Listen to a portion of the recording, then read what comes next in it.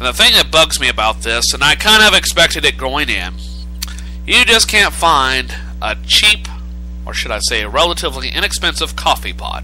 You about have to buy another coffee maker, even a cheap one. I did find one. I believe it was made by Black & Decker. It was about 13 bucks.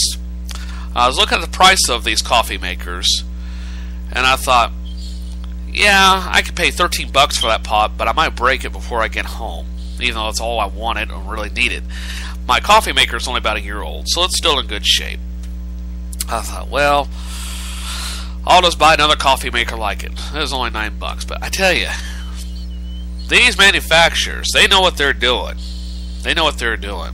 You know, you lopside the market, so, hey, you want a new coffee maker, but I got a perfectly good one. No, you want a new coffee maker. So that was bugging me. I'm also upset with the folks at PayPal.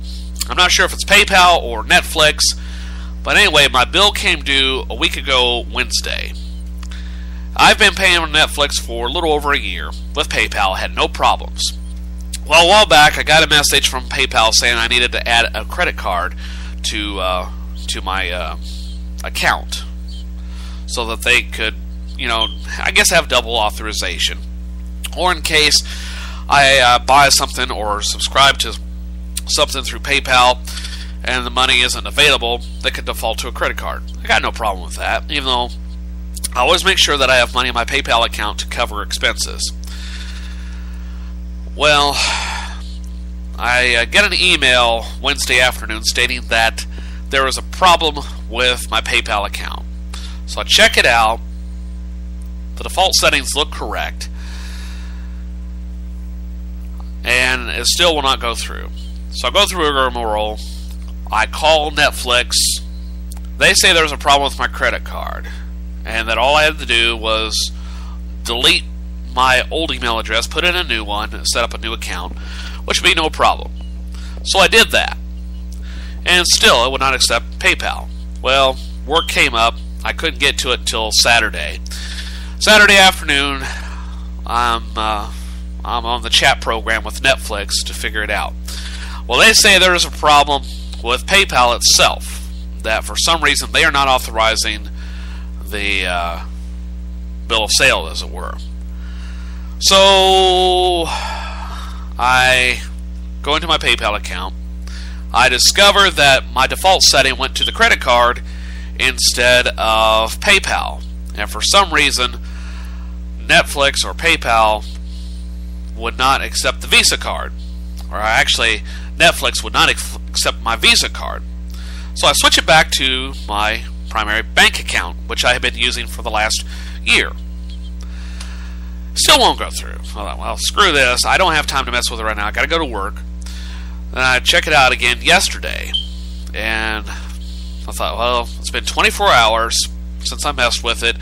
The system's had time to back up, reset for the day, and it still will not accept PayPal or Visa. I'm like, what's going on here?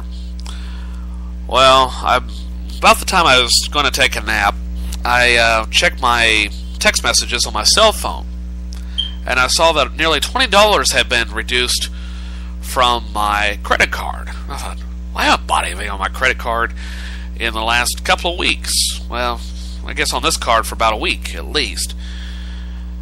And I couldn't figure out, well, where the hell did that $20 go? Well, I look online and went to the Spreaker website where I produce my shows. And I realized PayPal is now switching from pulling it out of my bank account automatically. They're pulling this money directly out of my credit card. So Netflix apparently has a problem with my Visa card, which I don't understand. I've had the card not a full year yet, but I've not missed a payment. There's always money in the account, even if it's on the low side. So I guess Netflix, I'm going to have to try another card, which I'll do a little bit later on today, see if it'll accept my MasterCard or American Express. I'm running out of cards here.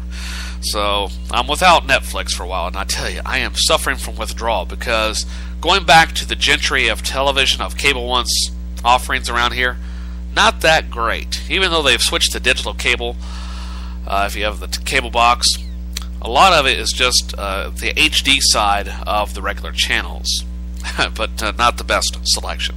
So that's what's going on there. Now, let's see. The real big topic at hand here, something that has been on the mind of a lot of Missourians for the past 9 days, a story that broke even on the international scale. As a matter of fact, I read this story in the London papers.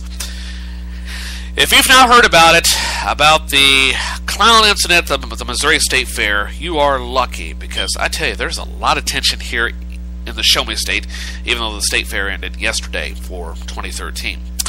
Here's what happened.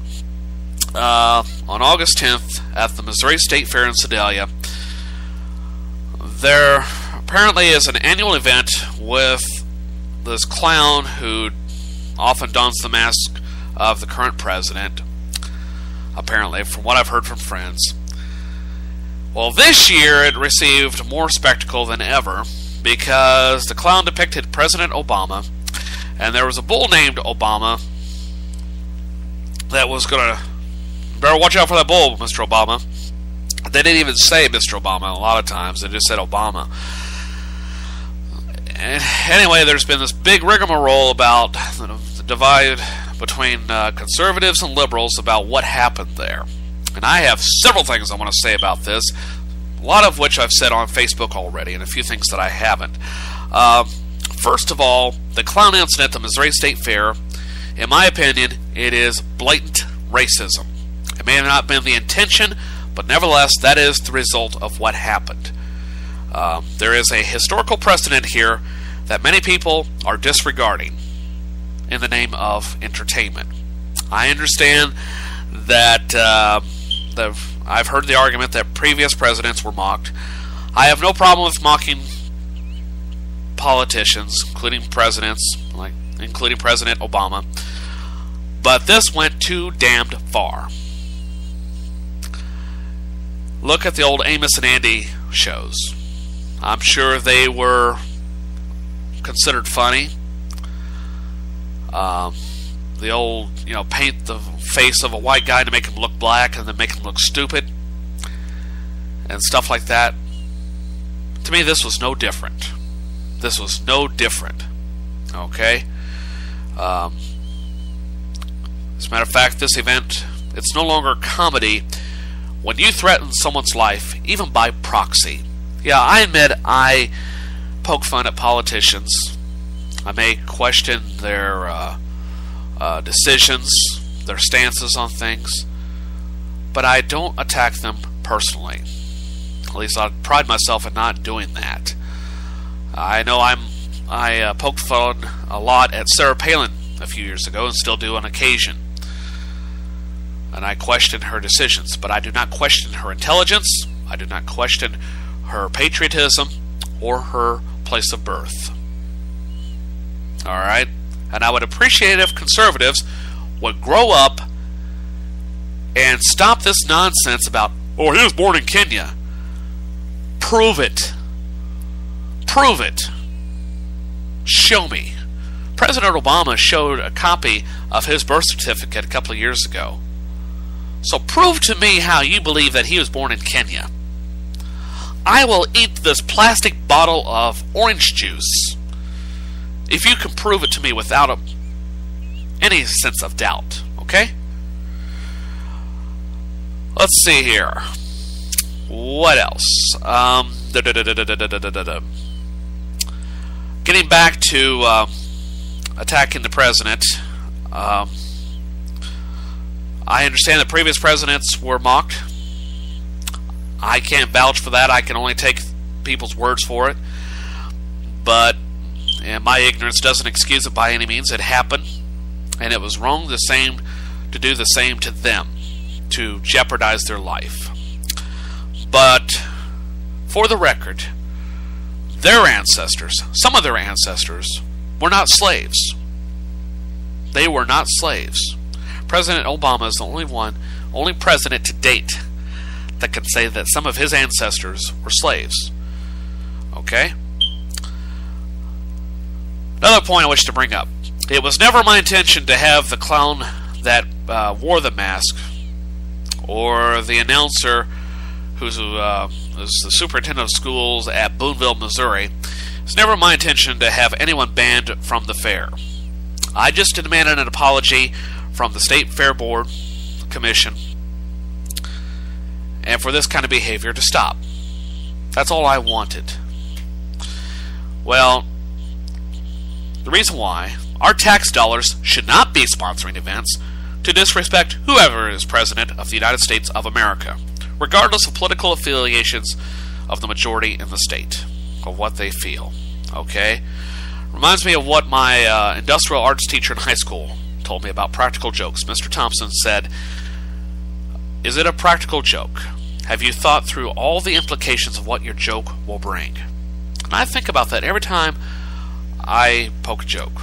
Well, 98% of the time. You know, is what you're doing, is what you're saying going to hurt someone beyond what you intend? You know, are you just jabbing them, or are you going to hit them? So think about that. Clearly, the announcers, when they went off script, did not think about the implications of what they were about to do. Not fully. Not at all.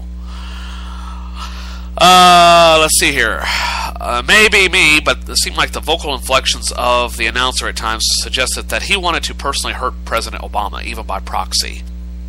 If you go back and listen to the way he said Obama, it sounded very much like a man who wanted to hurt someone, who wanted to send a message. Maybe he wanted to do it to emphasize, but there are tones here, which reminds me of what my one of my advisors said in college during a class lecture. And basically, I believe it was either a brother of his father or someone like that in his family had written a book. I'm trying to remember exactly how he said this, but I'll try to get the general story here. Had written a book, I believe a novel, in which the antagonist was a character who was basically the sibling of an investigator. Well, anyway, the crux of it is that the author had subconsciously projected a lot of angst and a lot of bitterness towards one of the characters in the book and wasn't even aware that he was doing this. Okay? I hope I'm making that clear. And that's what I feel is happened here in Sedalia. Okay? Getting back to what happened on September 10th, do I feel the state should investigate this matter? Originally I said no. I felt that it was an isolated incident, that it's a waste of taxpayer money. But now I've changed my mind in light of recent elements that have come to light, namely that I feel the taxpayers of the state of Missouri deserve to know what happened. I mean, the state sets aside over $500,000 annually as of right now to fund the Missouri State Fair before ticket sales and everything else. So that's a lot of money to throw into this project every year to promote state agribusiness, farmers, and so forth. And to send a message to Washington, D.C., hey, we don't like who's sitting in the Oval Office. It's not that we just don't like him. It's just that people here at the state fair are racist enough, in my opinion, to say, hey, we don't like that guy. We used to lynch your kind. That's what I got out of this. And I know I'm probably making a lot of enemies right now, but this is the way I feel. And you'll understand why when I say it in a moment.